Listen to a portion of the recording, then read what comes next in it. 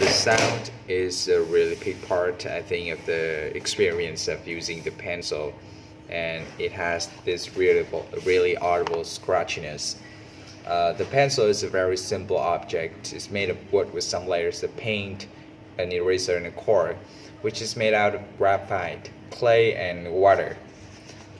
Yeah, it took hundreds of people over centuries to come to this design, and it's that long history of collaboration that to me makes it a very perfect object. The story of the pencil starts with graphite. People started finding really useful applications for this new substance.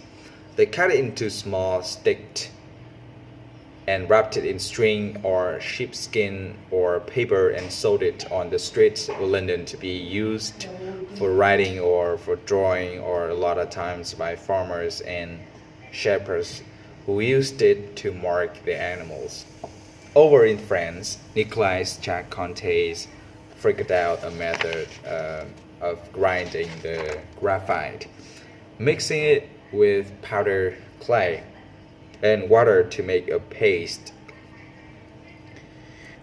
From there, this paste was filled into the mold and fired in a kiln. And the result was a really strong graphite core that was unbreakable, that was smooth, usable. It was so much better than anything else that existed at the time. And to this day, that's method that's still used in making pencils. Meanwhile, over in America, in Concord, Massachusetts, it was Henry David Thoreau who came up with the grading scale for different hardnesses of pencil. It was graded 1 through 4, number 2 being the ideal hardness for general use. The softer the pencil, the more graphite had in it, and the darker and smoother the line will be. The firmer the pencil, the more clay it had in it, and the lighter and finer it will be. Originally, when pencils were handmade, they were made around. There was no easy way to make them, and it was the Americans who really mechanized the craft. A lot of people credit Joseph Dixon for being one of the first people to start developing actual machines to do things like cut wood slats, cut grooves into the wood, apply glue to them, and they figured out it was easier and less wasteful to do a hexagonal pencil, so that became the standard. Since the early days of pencils,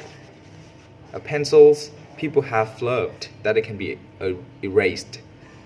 Originally, it was breadcrumbs that were used to scratch away pencil marks, and later is rubber and pumice.